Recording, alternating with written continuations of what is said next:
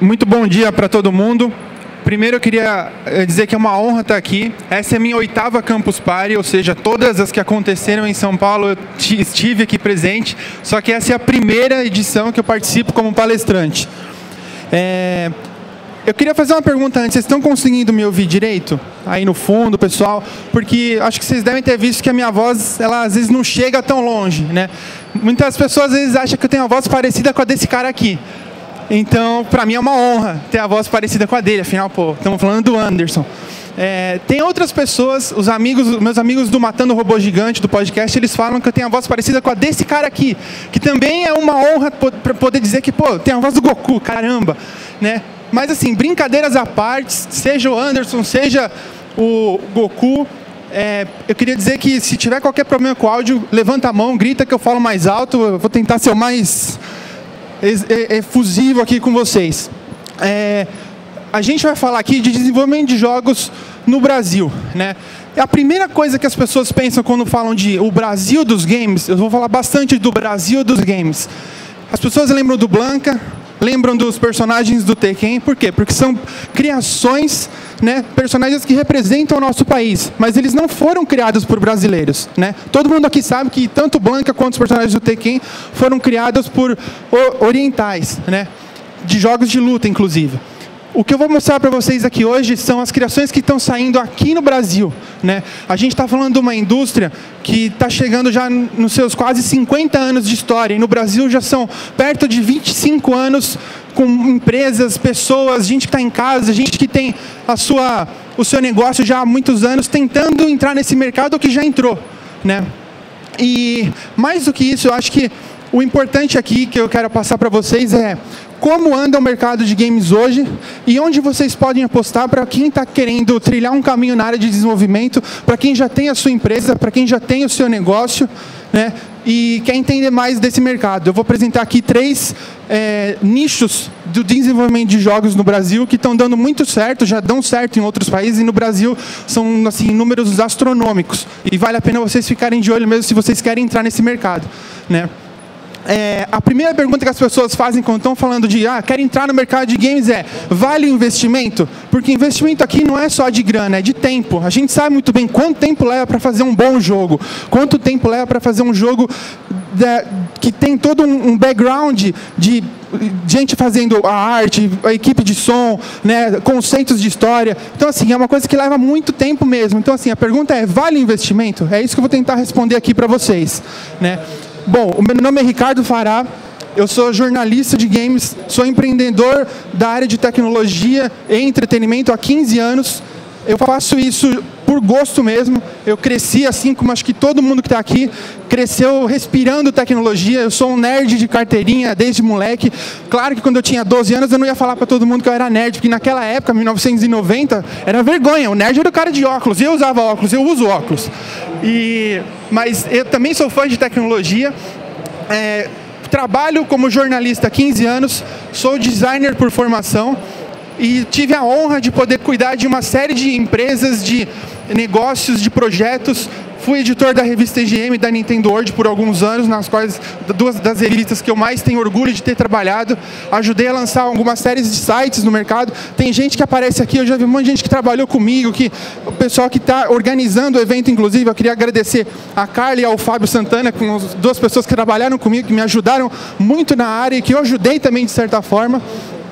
E apresentar um pouco do que é o mercado de games. Eu sempre gostei muito disso daqui.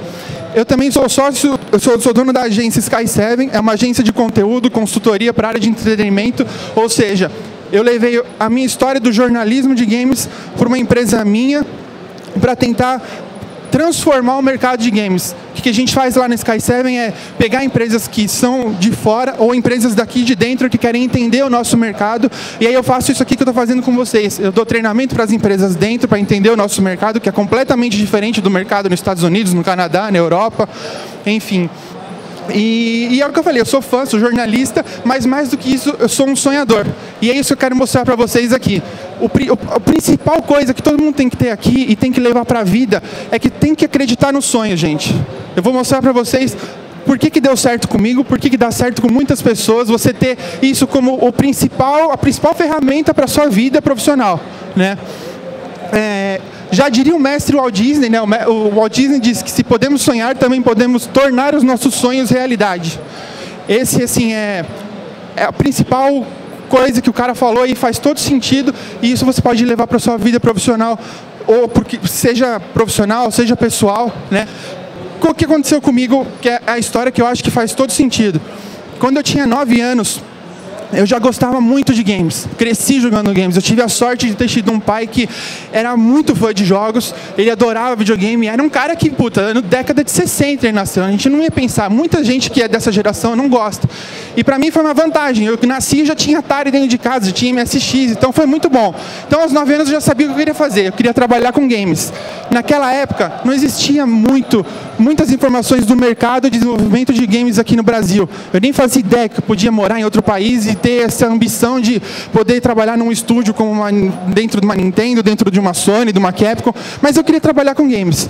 E aí a forma que eu vi isso na época foi estando próximo das revistas de jogos. Eu comprava as revistas, eu lia todas as revistas da época, e aí eu falei, bom, eu quero fazer isso. Então a primeira coisa que eu fiz foi, na mão mesmo, eu desenhei como eu gostaria de ter a minha revista de games. Eu tinha 9 anos quando eu fiz isso. Foi essa revista aqui. Eu nunca mostrei pra ninguém. Eu tirei a cópia disso daqui para colocar nessa apresentação. Minha mãe encontrou isso faz algumas semanas na casa dela. Ela falou, estava comigo. E aí quando eu vi, veio todo aquele flashback da vida, né? Se vocês forem ver, eu fiz uma revista com 9 anos que era de hacker, né? Nem sabia ao certo o que era hacker na época, provavelmente. Mas tinha as páginas internas da revista, elas tinham tudo o que eu queria numa revista de games. Elas tinham a carta do leitor, elas tinham a parte de preview, review, detonado, guia, dica, tudo que tinha numa revista de games baseado no que eu queria ter. Eu levei quase 10 anos para realizar esse sonho, mas eu consegui. Em 2004 eu entrei na minha primeira editora de games. Eu transformei o meu sonho numa realidade porque eu fui construindo aquilo, eu trabalhei por aquilo, eu fui estudar aquilo, eu criei site meu próprio de conteúdo, eu levei esse site como um portfólio. Quando eu recebo mensagem quase toda semana de gente falando, quero trabalhar com games, como é que eu faço para ser jornalista de games, o que eu tenho que fazer? Eu falo, monta o seu portfólio, cara, porque eu fiz isso num tempo que não existia nem blog no mundo. E deu super certo, eu consegui trabalhar com games, consegui trabalhar com revista. A EGM não foi a primeira revista que eu fui trabalhar, ou seja, o que eu quero dizer para vocês vocês têm que ter um sonho, têm que trabalhar para realizar esse sonho, e aí depois que vocês conseguem realizar ele, vocês têm que mirar em outra coisa, pode transformar esse sonho em algo maior. O meu sonho naquela época era só entrar numa editora e trabalhar com games, eu queria saber como é que eles faziam os detonados dos jogos, né? E depois que eu realizei esse sonho, eu falei, bom, agora eu quero trabalhar com a melhor revista de games, a revista mais conceituada que tinha no Brasil, e era a EGM. Eu levei depois mais um ano, que eu já estava trabalhando com games, para conseguir trabalhar com a EGM. Depois que eu já estava na equipe, eu falei, agora eu quero ser o melhor redator lá. Eu quero aprender tudo que esses caras estão fazendo aqui, quero poder ajudar as pessoas, quero poder ensinar as pessoas que vão vir para a equipe nova. Eu depois consegui virar o redator da revista, o editor assistente, eu virei o editor principal da revista, e aí eu levei comigo toda uma legião de pessoas que entraram, que hoje eu tenho um orgulho assim gigantesco de poder falar que são o meu rebanho de novos jornalistas. Então quando vocês têm aí pessoas que estão trabalhando nos portais, sites, gente que ainda está em revista, agora há pouco estava o Igor, eu não sei se ele está por aí, que é editor da Nintendo, orgulho monstro assim, de ter o cara podendo cuidar de uma revista que eu também fiz parte, né? Então, assim, o ponto primeiro, pense sempre em transformar os seus desejos, os seus sonhos em realidade. E trabalhe para isso. E não deixe ninguém falar que vocês não podem realizar, porque a gente pode fazer qualquer coisa, gente. Se você falar, eu quero trabalhar na Ubisoft do Canadá fazendo um novo Assassin's Creed, trabalhe em cima disso. Entendeu? Desenhe a sua vida profissional para que isso aconteça. E realmente tampe os seus ouvidos do que os outros estiverem falando. Porque sempre vai ter gente em volta falando, não vai dar certo, vai ter problema, vai ser assim, vai ser assado. Empecilho vai ter o mundo todo a vida inteira. Então, assim, construa os seus sonhos. Voltando ao mercado de jogos. Sempre que a gente está falando de desenvolvimento de jogos, afinal, o que é jogo, né? É difícil, para nós é fácil, a gente sabe o que é jogo. A Flávia deu um show aqui de apresentação agora há pouco, indo super adentro do que é um conceito de mitologia envolvida nos jogos. Mas para a maioria das pessoas, para quem a gente está falando da grande mídia, jogo continua sendo brinquedo, jogo continua sendo algo que, é molecada, né? É muito difícil. O governo ainda, até hoje, eles têm problema. Agora ficou legal, cara. Agora eu estou me ouvindo. Então, o governo até hoje ele tem muito bloqueio com o conceito do que é o jogo. A gente voltando atrás, parando para pensar o que faz um jogo ser um jogo, a gente tem uma série de condições que tornam ele uma característica jogo que a gente pode falar que é isso mesmo. Eu gosto muito da frase que eu li desse cara aqui. Todo mundo aqui acho que já deve ter ouvido falar do Will Wright. O Will Wright é o cara que criou o The Sims, é o cara que criou o SimCity, é o cara que criou o Spore e muitas outras franquias. Ele disse isso numa edição da revista Wired, acho que em 2006, se eu não me engano, que jogos não são apenas mundos de fantasia a ser explorados, eles realmente ampliam o poder da imaginação. Então, assim, a primeira coisa jogo tem que ampliar o poder da imaginação. Isso, outras mídias, outras formas de arte também exploram. Se você está dentro de um livro, você também tem como explorar a sua imaginação. Se você assiste um filme, lê um quadrinho, também. E aí entra uma série de outras coisas que fazem o jogo ser diferente de qualquer outra coisa. Que é o quê? Jogo tem que ter regras, jogo tem que trabalhar com objetivo, jogo tem que cuidar de conflitos, né? A gente tem o bem, o mal, a luz, a sombra, né? Jogo tem que sempre propor um desafio, seja ele você construir a maior cidade no Minecraft, seja você ser o melhor jogador do League of Legends. E jogo tem que ter interação, muita interação, porque a gente está falando da nossa experiência, né, como personagens principais ali naquilo que a gente está se envolvendo. Só que mais do que isso, e isso quase muitos dos novos desenvolvedores esquecem, o jogo ele tem que ter diversão. Se o jogo não diverte, gente, o jogo, ele infelizmente assim, peca. E vou te falar, se o jogo não tem como preceito básico divertir, ele não precisa ser divertir sendo engraçado, ele precisa divertir e causar o impacto do jogador. A pessoa vai esquecer, vai falar mal, vai falar, olha, esse jogo não é tão bom, esse jogo não merece a minha atenção, e infelizmente você vai ficar com um produto que você até pensou com um conceito legal, mas que faltou ali aquela pegada final de diversão, né? No Brasil, vamos voltar para o mercado brasileiro de jogos. A gente tem hoje, como eu falei, são três grandes áreas que você pode trabalhar desenvolvendo o jogo no Brasil. A gente tem, obviamente, o desenvolvimento de jogos em PC, consoles, mobile, para dispositivo, para navegador, né? A gente tem todas essas áreas. São áreas que estão crescendo, cada vez tem mais empresas apostando, cada vez tem mais empresas com oportunidades recebendo os kits de desenvolvimentos das empresas dos consoles para fazer os jogos para consoles, para portáteis. Mas existe 3 segmentos que você não depende muito de um esforço e um contato com empresas de fora para fazer acontecer o seu negócio, né?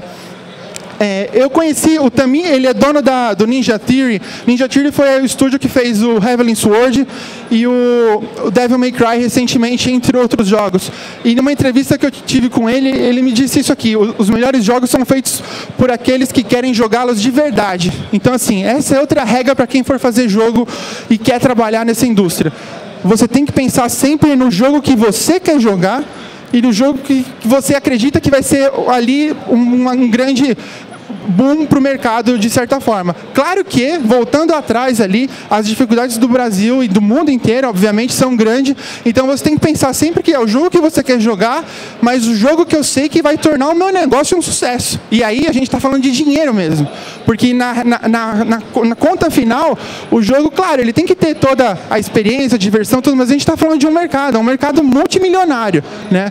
É um mercado que realmente é a soma de cinema com música junto, é um mercado que cresce cada vez mais no mundo todo. Eu vou mostrar alguns números para vocês vão ver que não é brincadeira, é isso mesmo.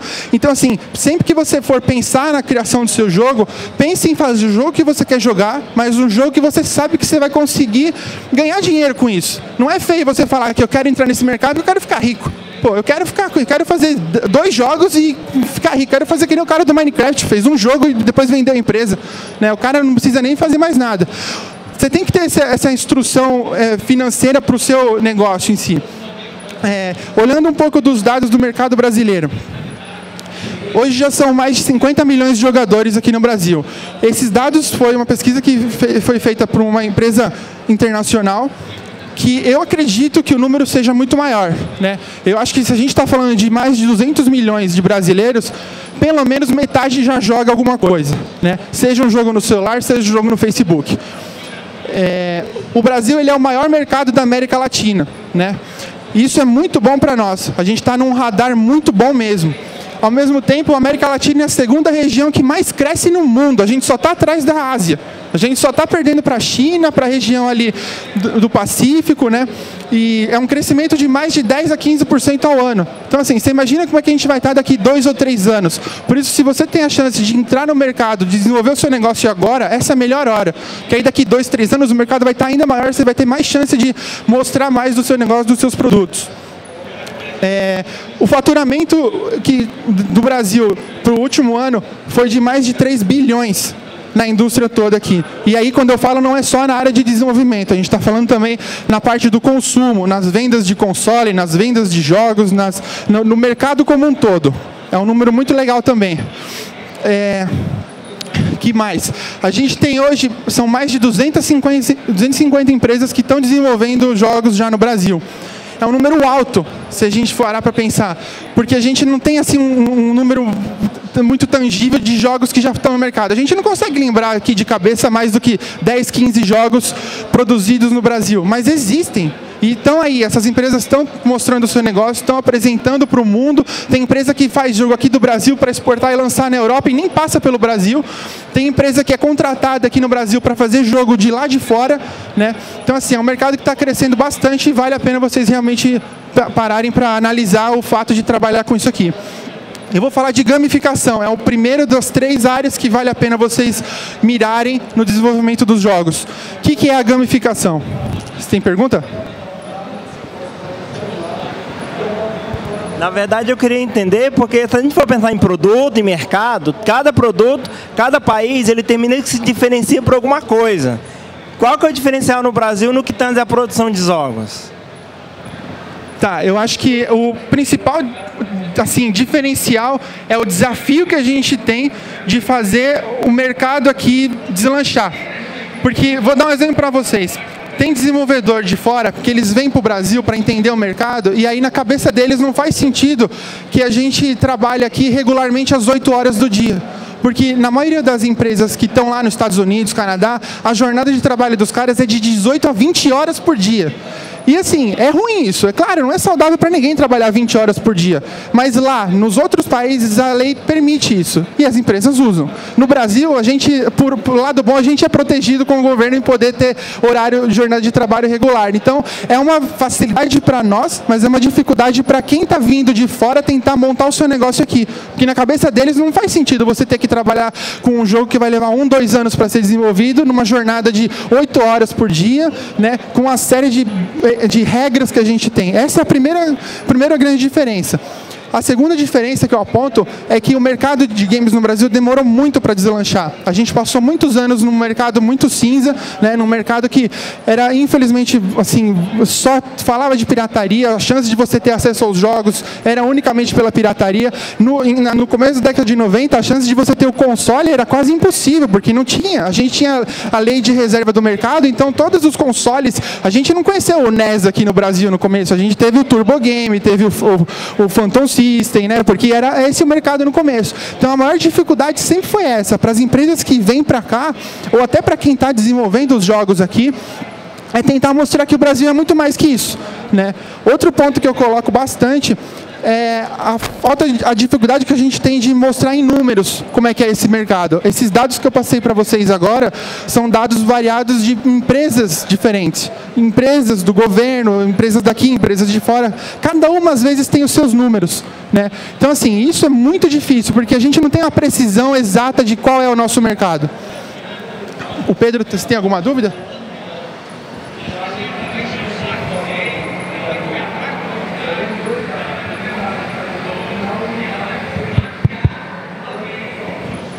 Eu ia tocar justamente nesse problema. Você falou da questão dos números do mercado brasileiro. Você mostrou aí 3 bilhões. Eu estou com outro número aqui da Superdata de 4,5. Então é um negócio assim, as pessoas às vezes elas não têm real dimensão. Mas o que eu queria que você comentasse um pouco é assim, eu achei legal a palestra desse lado de ir atrás do que você quer fazer, Mas o que fazer, por exemplo, se você tem que não necessariamente desenvolver o novo Zelda, mas você tem que, sei lá, encaixar o seu sonho num jogo educativo ou em alguma coisa que o mercado brasileiro oferece. Você não acha, às vezes, que, tipo, a gente não pode desistir dos nossos sonhos, mas tem que haver uma certa adaptação à realidade brasileira? Queria que você comentasse um pouco sobre isso. Isso que você falou faz todo sentido, Pedro, porque é assim... É normal eu quero trabalhar com games, é claro que eu vou mirar em querer fazer um novo God of War. É claro que eu vou mirar em querer montar um novo jogo que seja muito melhor que o League of Legends ou fazer parte do League of Legends. Só que o que falta nas pessoas que já estão começando a trabalhar no mercado, ou até quem está ainda estudando sobre desenvolvimento de jogos, é pensar de forma crítica mesmo e ver, um jogo como esse foi feito por pelo menos 100 pessoas, num mercado que existe há quase 50 anos. Então, assim, entrar nesse mercado é possível. É o que eu falei, você pode mirar a sua carreira em querer trabalhar numa empresa como essa. Tem um monte de brasileiro que está trabalhando em Electronic Arts, em BioWare, em Sony, né? E aí de áreas variadas, tem artistas, tem caras técnicos de som, tem produtor, tem de tudo. E assim, é como você vai querer mirar a sua carreira. Eu falo que assim, não dá pra gente dar um tiro para todo lado. E essa é a maior dificuldade que a gente tem aqui no Brasil. O cara que se forma numa faculdade nos Estados Unidos, ele se forma em uma área específica, ele se especializa naquilo. Então ele é o artista visual que faz só textura. Ele tem conhecimento em fazer 3D, ele tem conhecimento em fazer modelagem e animação, mas a especialização dele é em textura. No Brasil, a gente hoje, por enquanto, tem um panorama geral do desenvolvimento. Então, você vai fazer uma faculdade, você vai fazer um curso técnico, você vai poder entender mais sobre como funciona a parte de modelagem, a parte de desenho mesmo na prática, a parte de 3D, a programação. Então, assim, é ótimo porque a gente entende todas as partes do processo. Só que, ao mesmo tempo, é difícil porque a gente fica numa decisão assim de, caramba, para onde eu vou fazer? O que eu vou fazer? Onde eu vou mirar? Eu vou trabalhar fazendo o desenvolvimento lá na parte de programação mesmo? Ou eu vou fazer agora o 3D? Eu mesmo fiquei nessa dúvida. Eu estudei produção de jogos, foi um curso de 2 anos e meio e assim, eu aprendi todas as etapas e eu fiquei na dúvida. Apesar da minha formação ser em design, eu considerei mais de uma vez trabalhar na parte de programação. Depois que eu vi que eu não conseguia fazer uma pedra rolar direito no jogo, eu falei, não é pra mim isso daqui. O meu negócio mesmo é arte, então eu gostei mais da área de modelagem. Então, assim, o principal ponto você tem que mirar qual é o seu grande sonho de sucesso. É isso que eu falo. O sonho de sucesso, às vezes, de um cara que não tem nada a ver com games, é poder trabalhar produzindo música. E aí, numa dessa, ele descobre que ele também gosta de games, ele pode fazer música para games, como já tem gente no Brasil fazendo isso. Então, assim, não necessariamente você precisa estudar desenvolvimento de jogos logo de cara, logo como sua primeira faculdade. Pode ser a sua segunda faculdade, pode ser um curso complementar. Eu falo isso sabendo que tem muita gente que está apontando o seu curso no Brasil e vai falar, porra, cara, você está estragando aí um possível candidato para vir estudar comigo. Mas não, gente, vocês têm que pensar que tem que desenhar a sua carreira baseada numa reta só. No caminho você pode escolher por onde você vai entrar nesse desfiladeiro, mas o negócio desenha uma linha reta e segue a sua carreira. Esse é o principal ponto que eu falo para o Brasil. Voltando para a gamificação aqui. O que é gamificação? Vem do gamification. É um termo meio estranho. A primeira vez que eu vi isso, eu falei, puta lá, o que isso aqui tem a ver com videogame? Como é que eu vou colocar o meu novo jogo do Zelda numa coisa dessa? Né? Mas é muito importante vocês terem atenção com isso daqui. Gamificação, ela basicamente levar o entretenimento interativo para a área educacional, para a área corporativa e para a área do cotidiano das pessoas. Ou seja, levar a experiência que a gente consegue proporcionar com um jogo para essas 3 áreas aqui. Exemplos bons que a gente tem de gamificação, eu vou mostrar para vocês. Eu falo que são 3 mentos e não é a bala. A gente tem o engajamento, comportamento e o treinamento. São as 3 coisas que vocês têm que pensar quando for produzir o seu jogo gamificado, né? Engajamento. Um jogo que está sendo pensado com a gamificação, ele tem que criar um engajamento entre as pessoas que estão participando daquilo. Então, por exemplo, se você for fazer um jogo para uma empresa, a empresa pode querer entender mais como funciona a equipe que está ali trabalhando, ela pode querer melhorar as habilidades do seu funcionário. Então, mas para fazer isso tem que ter um engajamento, ela precisa, para colher os dados depois de como é esse mercado, de como é o perfil desse funcionário dele ou de um grupo de pessoas, tem que causar engajamento. O comportamento também é importante, porque é assim que a gente vai entender um pouco do nosso perfil. Então, se eu tenho o meu negócio, eu posso querer saber quais são os hábitos do meu consumidor. Então é importante que um jogo gamificado ele também trabalhe no comportamento. E o treinamento é o que eu falei, funciona principalmente para as empresas que contratam as desenvolvedoras de jogos para desenvolver mais habilidades, desenvolver um conjunto de regras que podem funcionar dentro do seu negócio, dentro da sua equipe, né? Eu tenho 2 bons exemplos aqui de gamificação. Um deles é o app da Nike. Acho que algumas pessoas, ou a maioria, já deve ter usado. O app da Nike, ele é um jogo, por incrível que pareça, né? Como é que funciona? Você coloca o app no seu celular, no smartphone, no tablet, onde você quiser, no relógio, e aí você consegue medir o trajeto que você está correndo num percurso. Depois você tem uma série de relatórios para ver como é que está o quanto você melhorou na sua corrida, né? E você pode compartilhar isso com as pessoas. Só que mais do que isso, para a Nike, lá atrás eles conseguem pegar dados do próprio usuário, né? Então assim, você fez um cadastro, você mostrou um pouco qual é o seu perfil, a sua idade, quais são os seus hábitos, onde você corre, que hora que você corre.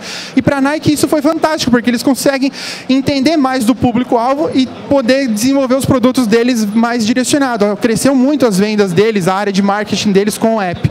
Um outro exemplo clássico é o Foursquare. O Foursquare também é uma forma de gamificação, porque todo mundo que usa o Foursquare vai no estabelecimento, faz um check-in. Esse check-in, ele geralmente rende uma série de benefícios. Então você tem desconto no restaurante, você tem um prato diferente, né?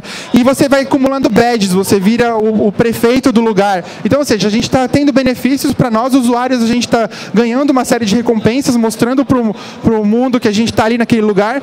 E para a dona da empresa aqui, né, Facebook no caso, eles conseguem entender mais do perfil e depois vender isso. É um grande negócio, então vale muito a pena vocês pensarem em possibilidades de criar jogos gamificados e aplicações gamificadas. Quando eu estava fazendo essa palestra, eu pensei em várias coisas, anotei aqui. Depois, inclusive, quem tiver envolvimento na área, que quer querer entrar no mercado, ou já entrou no mercado, me procura que a gente pode trocar uma figurinha, ter umas ideias bem legais sobre isso.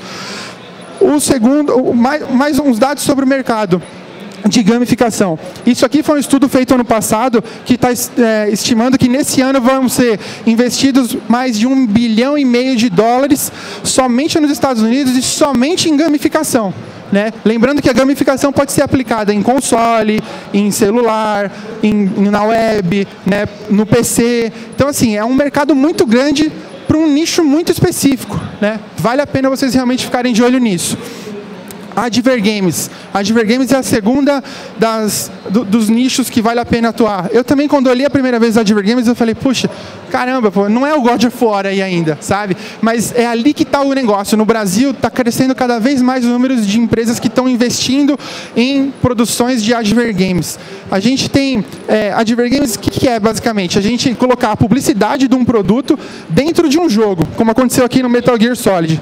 Mas o grande negócio que está pegando no Brasil, principalmente, é criar jogo próprio para marcas específicas. E é isso que está mostrando que o Advergames tem potencial no mercado. Um grande case de sucesso, que inclusive vocês podem ver aqui numa palestra que vai acontecer no longo da semana, é o case da Hive, do Game Hero, que foi um jogo feito para o pessoal da Intel para vender um novo Ultrabook. Então foi um game feito aqui no Brasil, né, que deu super certo, teve uma repercussão muito grande. E foi um negócio, girou um negócio. Para vocês terem uma ideia, um jogo produzido em Advergame, ele pode custar de 10 a 100 mil para uma empresa. Então você imagina, eu tenho o meu estúdio, sou eu e mais 2 pessoas fazendo o jogo. Se eu conseguir lançar um jogo, um Advergame para uma empresa, cobrando 20, 30 mil, já é um bom volume. E aí você fala, pô, mas não é o jogo que eu quero fazer. Mas é ali que você está começando a mostrar as suas capacidades, é ali que você está testando as suas habilidades no desenvolvimento de jogos, e aí você vai ter chance de poder produzir depois, de fato, o jogo que você quer, né? E alavancar a sua carreira, ou a carreira junto com a sua empresa e da sua equipe. Tem empresa que chega a cobrar $1 milhão para fazer um jogo em Advergame. Então, assim, é um mercado que também vale muito a pena vocês olharem com muita atenção. O terceiro dos mercados que eu vou falar aqui é o mobile. Por que o mobile? A gente sabe que é um mercado muito grande. Por que eu não vou falar de PC e de console? São mercados que realmente existem, é a referência. Videogame está no é console e é PC.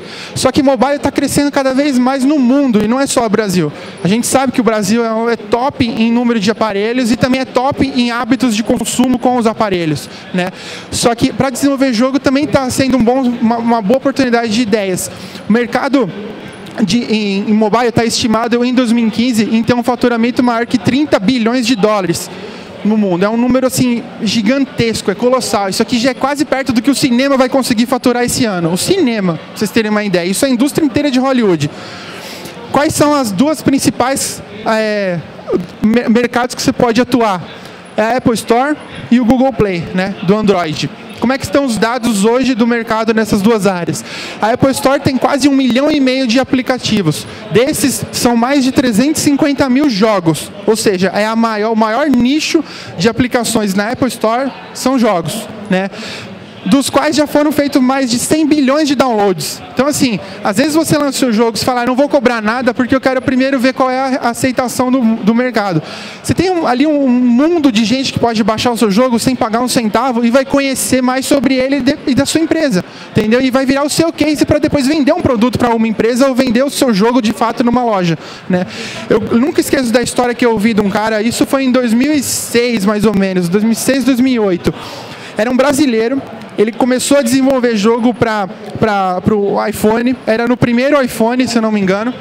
E aí, o que ele fez? Ele criou um jogo da velha, simples, né? 2 verticais, 2 horizontais, bola e X, não tinha mais nada, não tinha efeito, não tinha personagem, não tinha nada. Pegou e soltou na loja lá da Apple, na loja americana ainda, por 99 centavos de dólar. Ele faturava por mês $1.000 só com aquele jogo que ele colocou. Ou seja, eram feitos 1.000 downloads do jogo dele por mês por um bom período. Por um bom período ele não precisou fazer nada da vida dele, porque para ele aquilo estava bom. Ele saiu de onde ele trabalhava, ganhava muito mais com o jogo que ele tinha lançado no mercado e ele pode trabalhar mais a carreira dele em outras áreas e até em criar outros jogos, né? O Google Play do Android é muito maior ainda que a Apple Store. Já são quase 2 milhões de apps e já foram feitos mais de 160 bilhões de downloads. É um mercado maior porque a gente sabe que tem muito mais plataformas que aceitam o Android, né? Então vale a pena vocês também investirem nisso. A grande diferença de um para o outro aqui é que quando você está vendendo o seu produto na Apple Store, você tem a chance de ter um faturamento, uma rentabilidade do seu negócio 60% maior do que no Google Play.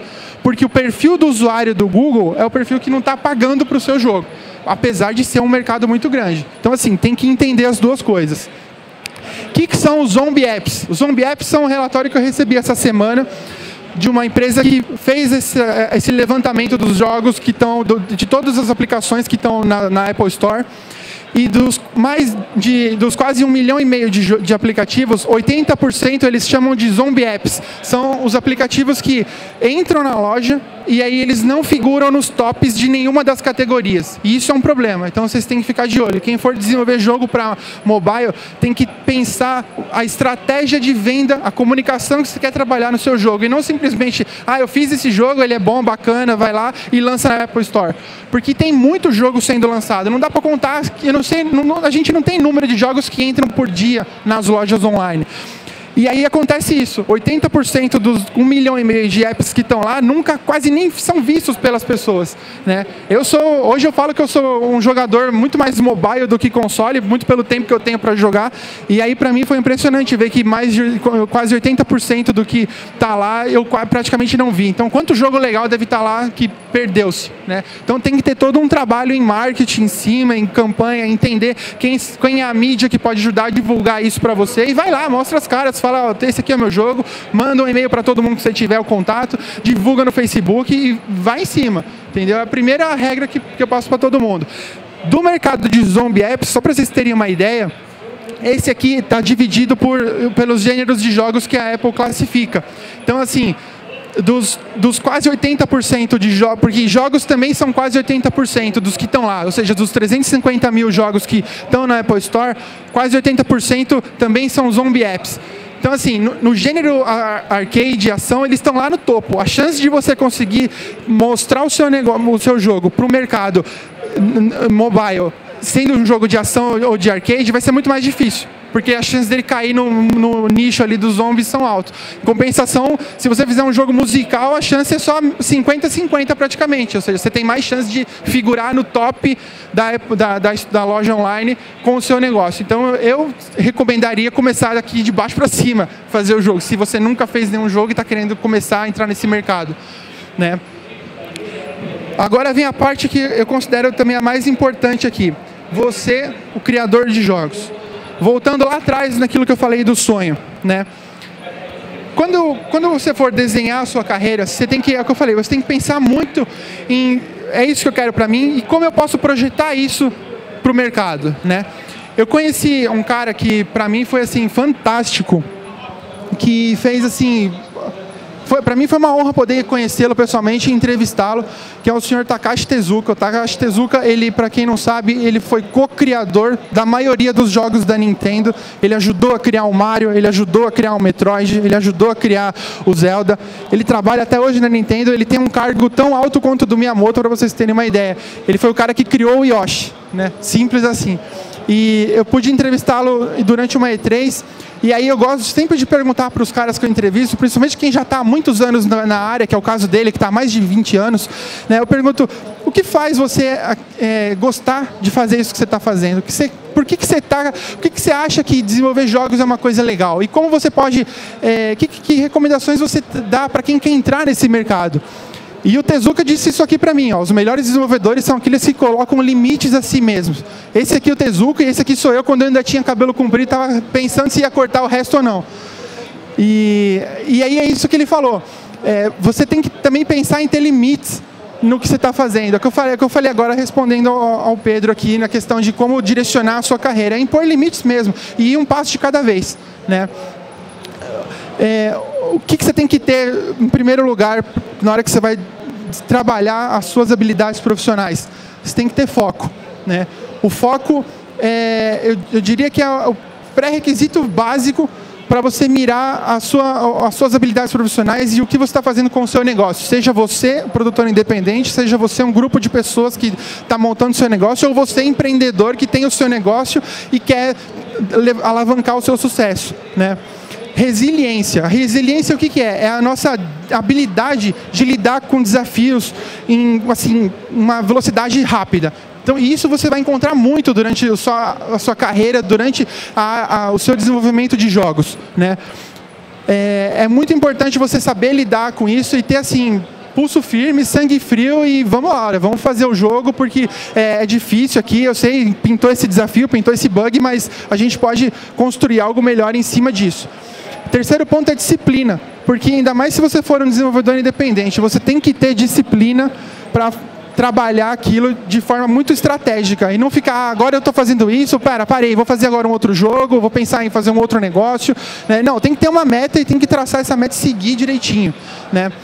O quarto item que eu coloco é networking. É muito importante e isso é para tudo. Mesmo que você fale, eu não quero trabalhar desenvolvendo jogos, eu quero abrir o meu negócio, eu quero trabalhar numa empresa, eu já trabalho com isso, é o que eu gosto. Mas você tem que ter networking. Se eu não tivesse feito networking nesses 15 anos que eu trabalho com isso, dificilmente eu teria ali vontade e assim até confiança em abrir a minha própria empresa. Quando eu abri a minha própria empresa, pelo fato de eu ter um bom networking no mercado, eu já sabia onde procurar as pessoas e falar, eu estou fazendo isso, vocês não querem um serviço, vocês não estão precisando de um produto, um negócio, e eu faço isso até hoje. É importante que as pessoas cultivem, que todo mundo aqui cultive networking. Aqui na Campus Party é um celeiro de networking. É muito bom você poder conhecer pessoas que estão montando seu negócio, pessoas que já estão na área, mas tem pessoas que podem se juntar com você para fazer alguma coisa muito legal. O quinto item é a atenção. Por incrível que pareça, eu coloco ele aqui em quinto, mas ele é um dos mais importantes. Atenção em quê? É atenção em você olhar além do que está ali na sua frente, né? Vou dar um exemplo. Na minha empresa, a maioria das pessoas que trabalham comigo são jornalistas. Chegou determinado momento, eu tinha lá na equipe, a equipe que fazia só conteúdo para games, eu tinha ali, eram só jornalistas que escreviam de games. E aí a gente estava desenvolvendo um outro produto para o mesmo cliente, que era criar um canal só de novela. Então, assim, o meu desafio era conseguir um profissional bom, que escrevesse bem, que era formado, que tinha um texto bom e que gostasse de novela. né? Eu falei, caramba, como é que eu vou fazer isso? E foi difícil. Foi uma batalha assim, de 1, 2 semanas entrevistando pessoas, gente que vinha de outros veículos, gente que estava entrando no mercado agora, e eu não achava o cara bom. E aí ali, numa conversa entre a equipe que fazia games, entre eles estavam conversando, o que você gosta de fazer além de jogar game, além de videogame em geral? Eu gosto de assistir Star Wars, eu gosto de filme. Aí um cara lá pegou e falou, ele tinha entrado na equipe há 2 meses. Ele falou assim, eu gosto de ver novela. Aí eu falei, opa, o cara é fã de games, ele vê novela? Aí eu peguei e chamei ele na sala. Falei, quando você é fã de novela? Eu tô assistindo 2, 3 novelas agora, comecei a assistir uma no Netflix. Eu falei, pô, então você é fã mesmo, né? Aí mostrei para ele qual era o projeto que a gente tava indo, que a gente apresentava para o cliente e a dificuldade que a gente tava de encontrar alguém. Sugeri para ele, ele gostou, topou, saiu da equipe de games e foi para cuidar sozinho inicialmente de um canal só de novela. E assim, nesses pouco mais de 2 anos que ele está comigo lá na equipe, ele é de longe um dos melhores funcionários que eu contratei, uma das pessoas mais proativas e que consegue transformar o trabalho dele como assim, algo encantador para todo mundo, né? E assim, foi por quê? Porque eu consegui prestar atenção no que estava acontecendo com a equipe e ver além do que a pessoa podia entregar para nós. E isso vocês têm que ter bastante. Não basta pensar só no que está acontecendo ali no momento. Tem um outro item muito importante que você tem que pensar quando você for criar o seu negócio, o seu produto, a sua empresa. Você tem que ter amor pelo que você faz. Pode parecer piada, pode parecer brincadeira, mas assim, se você não tiver amor pelo que você faz, se você não quiser fazer com vontade mesmo, que é aquilo que o dono do estúdio do Ninja Theory falou, você não vai chegar muito longe. Porque assim, você pode fazer um produto legal, você pode fazer um produto rentável, um jogo que vai ser um sucesso, mas no fim, ali, quando você chegar em casa, você vai falar, puta, o dia não foi tão bom. Entendeu? Então você tem que pensar sempre em acordar motivado e assim, com vontade de fazer algo que realmente vai ser bom para você, para a sua carreira, para o seu dia, para a sua família, como um todo. Então tem que pensar muito nisso. Eu conheci também, numa das entrevistas, o Hideaki Tsuno, ele foi criador e diretor de muitos dos jogos da Capcom, entre eles o Dragon's Dogma, o próprio Devil May Cry, que teve remake, os Devil May Cry anteriores e uma série de outros jogos. E ele falou isso para mim numa entrevista: seja você mesmo e faça o que você realmente gosta e acredita. Essa é a regra que eu falei lá atrás e que se aplica para todo mundo, assim, sem exceção. Faça realmente o que você acredita, o que você gosta, que com certeza você vai chegar lá, não importa o que aconteça. Eu estou quase chegando aqui já no final do conceito do que é trabalhar com games, né? A pergunta que todo mundo tem que se fazer também é por que eu estou fazendo isso, né? Se você parar para analisar as grandes empresas, os grandes produtos, os grandes negócios, todos foram pensados em o porquê que eles devem existir, né? Por que precisou-se de um celular sem botões? Por que a gente precisa ter uma internet muito mais rápida? As empresas que têm esse pensamento, as pessoas que aplicam isso no seu produto, no seu negócio, sempre pensando de dentro para fora, do porquê, para depois o que e como fazer, vão muito mais longe e conseguem vender muito melhor o seu produto, né? Quando eu estava fazendo essa palestra aqui, preparando para vir, eu entrei em contato com alguns amigos que eu conheci no mercado já há algum tempo, ou gente que eu conheci recentemente, e pedi para eles me passarem, se eles podiam gentilmente ceder a mesma pergunta que eu faço para todo mundo, de por que você acha que o mercado de games vale a pena e por que você acha que valeu a pena entrar nesse negócio. O primeiro cara que respondeu isso para mim foi o Warren Spector. O Warren foi o cara que criou o Disney Epic Mickey, mas o background dele vai lá atrás. Ele foi o responsável por criar a franquia Deus Ex, entre outros jogos de PC.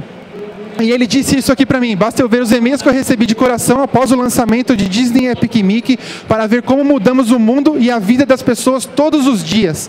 Cara, isso aí é de arrepiar, cara. Porque assim, se eu tenho o meu produto, se eu tenho o meu negócio e as pessoas estão ali gostando disso, é fantástico. Uma das melhores coisas que aconteceu comigo nesses anos foi poder receber as primeiras cartas de leitores falando: cara, eu gostei do seu trabalho, eu queria muito aprender a escrever que nem você, ou eu acho que você está fazendo um trampo legal, mas você podia também falar disso daqui, porque é construtivo, né?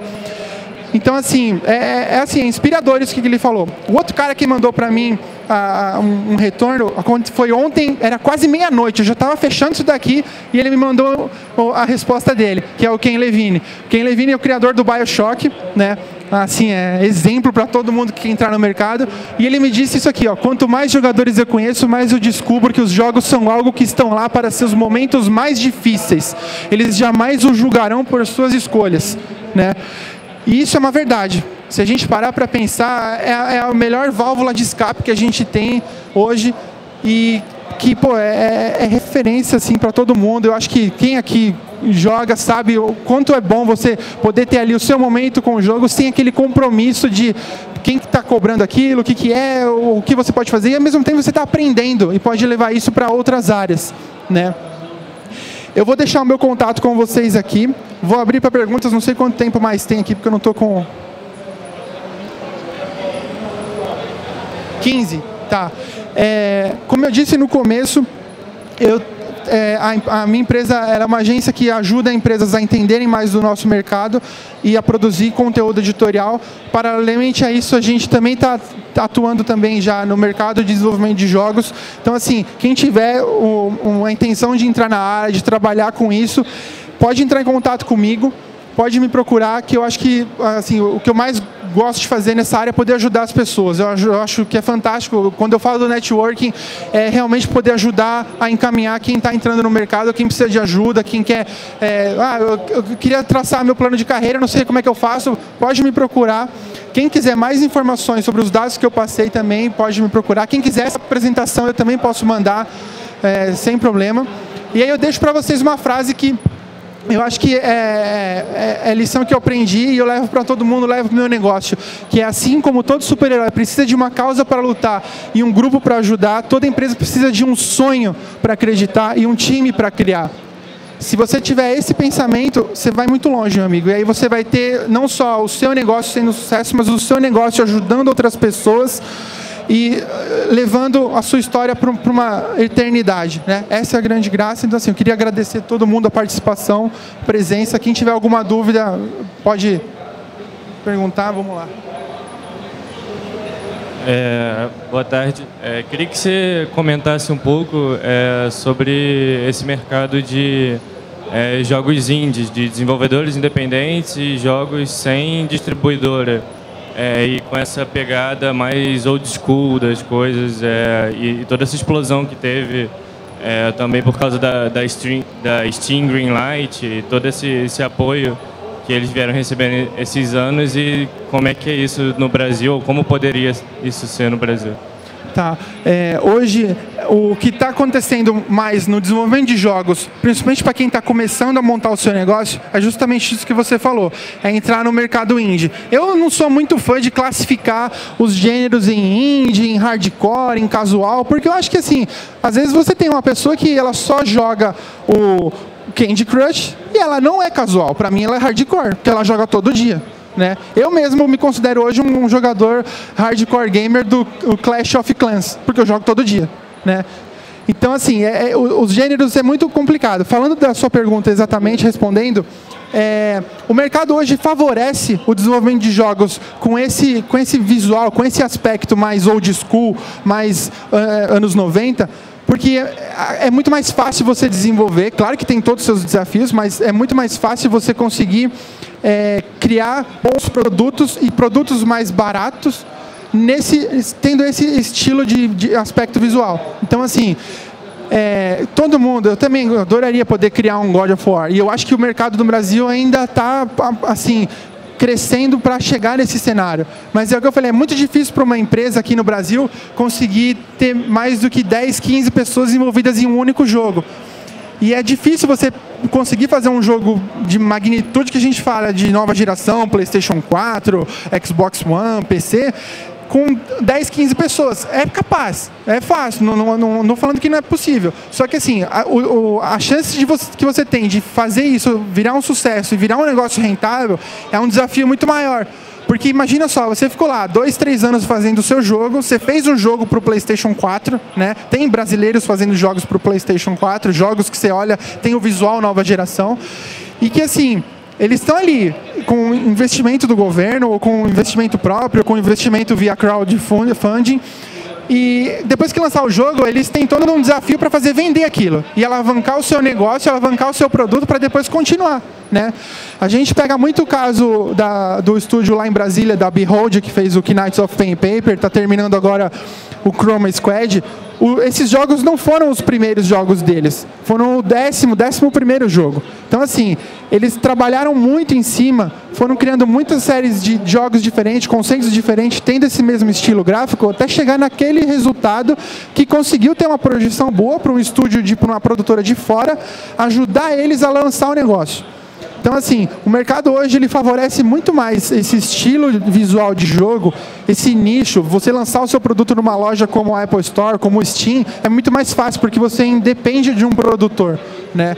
O desafio de lançar um jogo para um console é que você tem que lidar com royalties da empresa dona do console, né? Nas lojas da Apple, da Google Play, você também tem que pagar as taxas para poder estar com o seu jogo lá. Parte do lucro que você ganha vai para eles. Só que, olhando a conta, o resultado final é muito mais baixo em relação ao que vai custar para você ter o produto ali, né?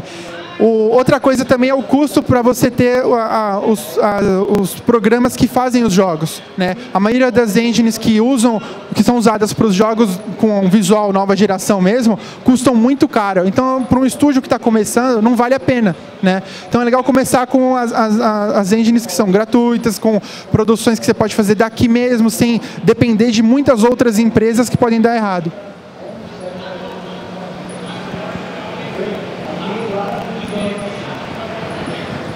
Já tinha pedido para mim. Vamos lá depois aqui. Meu nome é Jader Abreu, sou pesquisador na área de educação e gamification. Mas a pergunta é sobre o mercado de games no Brasil. A gente falou aqui das dificuldades e o perfil que não é bem definido. O que os grandes editoriais, como da sua revista e outras, estão fazendo? Eles estão fazendo alguma coisa já? Já tem alguma abertura para fomentar, ajudar a crescer o mercado nacional, ou ainda está mais focado nos grandes players mesmo? Então, você está falando dos jornalistas em si, né, do mercado. Claro, isso sempre existiu. A gente sempre sofreu de um paradoxo de como colocar dentro da nossa revista, dentro do nosso site, notícias, informações e conteúdo de jogos que estão de fora, mas também tentando falar do que está acontecendo no mercado aqui, né? Claro que, assim, a indústria como um todo, o Brasil representa menos de 2% na produção de jogos mundial. Então, assim, o volume é baixo ainda, né? Mas os veículos, eles falam sim, você pega os principais veículos, eles estão cobrindo cada vez mais. A gente tem até veículos que só falam de desenvolvimento de jogos no Brasil. A gente tem canais no YouTube de empresas, de gente que está fazendo isso, e eu acho isso ótimo. E aí a gente tem também investimento de empresas que estão apostando no mercado para poder trazer mais informações, né? Um caso típico desses é o que aconteceu recentemente na mídia, que é a vinda do IGN para o Brasil, né? Depois vocês vão ter, acho que amanhã, palestra de alguns jornalistas, entre eles a Flávia, um deles, né, que está na equipe do IGN, e vai ajudar a trazer um pouco mais do editorial de fora para cá, mas com o perfil de falar também do mercado aqui no Brasil. Então, assim, é complicado, porque quando a gente olha um veículo, a gente fala, pô, eles só falam dos jogos de fora, não estão falando quase nada do mercado de desenvolvimento no Brasil. Mas, então, é que o número é tão baixo, né, que acaba passando despercebido pelo volume de produção que existe num veículo editorial, seja ele impresso, seja ele online, né? Mas o mercado sim apoia, tem muitas empresas ajudando, e acho que a tendência é crescer cada vez mais. Eu espero olhar daqui, assim, 10 anos e ver a gente falando praticamente só do mercado brasileiro e dando só uma pincelada do que está acontecendo por lá. Mais alguém que...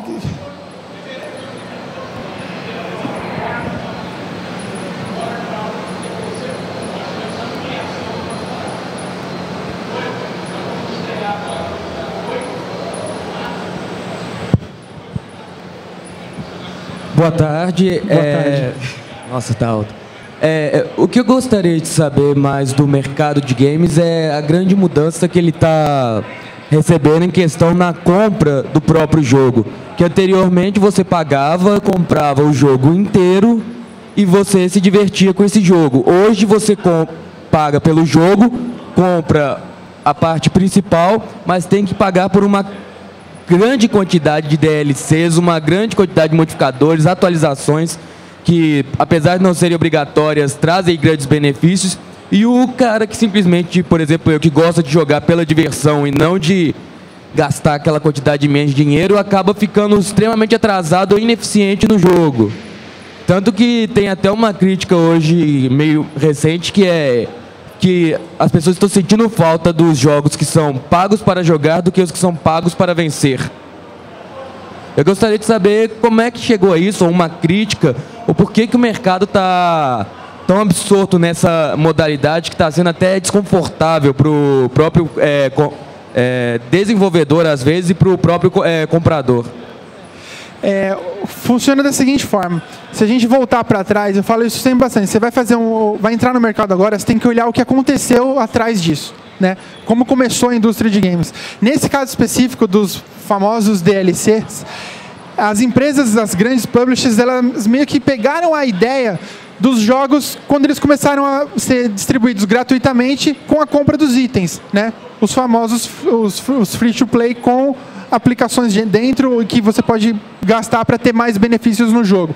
Claro que começou nos MMOs, né? Você podia comprar para poder ter mais benefícios com o seu personagem. E aí as empresas pegaram e falaram: pô, se a gente pode cobrar e as pessoas estão pagando para ter mais coisas nos jogos, por que a gente não entrega agora uma fase extra, um personagem extra, uma campanha inteira do jogo? E aí ficou esse cenário que é hoje, que a gente sabe que não é bom mesmo. Eu também odeio isso de você comprar o jogo e ter o jogo praticamente pela metade, ou o jogo às vezes até com bug, então você tem que ter depois uma atualização dele para consertar os possíveis bugs do jogo. E depois, se você quer continuar o seu progresso, ver mais da história, você tem que comprar, né, mais coisas do jogo. Essa foi uma saída também que eles encontraram, porque os custos para desenvolver um game no mundo, assim, tá crescendo demais, né?